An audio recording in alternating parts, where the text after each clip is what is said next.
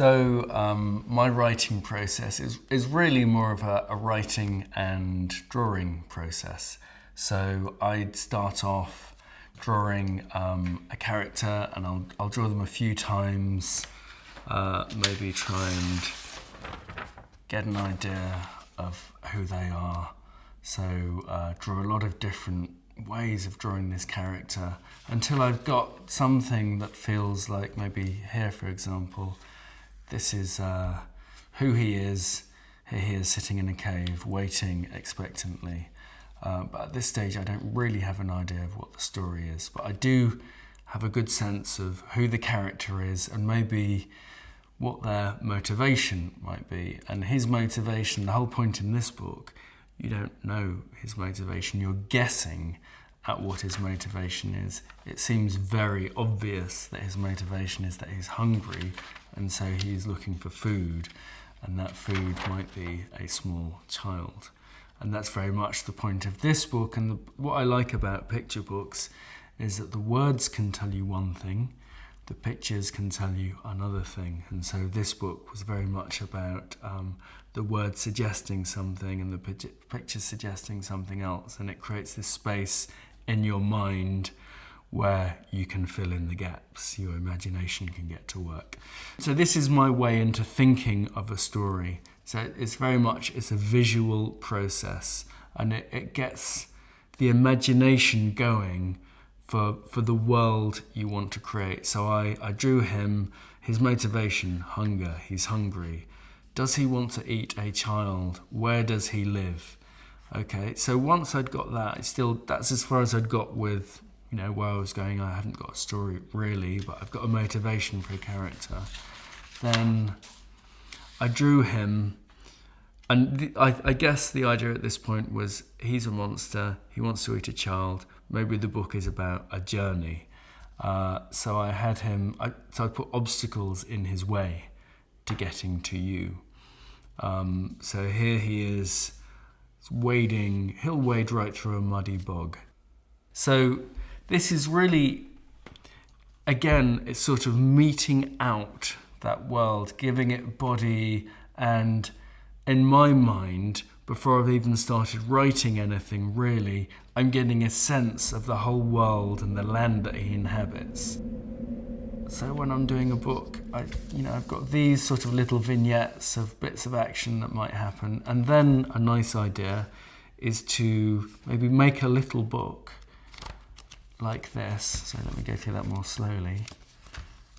That puts all these stages of action into a sequence, and then you can flick through it and see how it reads and start laying in the text. So you could cut out your text and put it in, and it doesn't have to be neat, it can be very rough, and it just gives you the idea of how a story flows. So how do I feel about the book now that it's finished? Well, you don't really know until how a book works until you see the response when you read it out. So I do quite a lot of work. I go into schools and I read to children and draw with children and all that sort of stuff. And that's when you see if a book works or doesn't work, because children are never polite. If they're bored, you see it. It's a great fun book to read. There's a lot of pantomime and a lot of teasing in it. And that's, if you read it in a fairly theatrical way, it's great fun to do that. And I really like the book. I think it's my top 2 of the books I've done. That, along with Mr. Big, are the nicest books to read aloud and to really get a response back. So I think it's quite different to all of my other books, because it's like a teasing game all the way through. So this is a really, I think, an interesting question. How can you make writing more enjoyable for children? Well, a lot of children maybe who struggle to write struggle with certain things like grammar, punctuation, sentence construction. If you give them a writing task, that task is, you ask to write them to write a story. That task is then front-loaded with all of those problems. Before they get into the meat of their story, they're thinking, oh, I hate grammar, I can't spell. And so, to get into that story is a massive hurdle.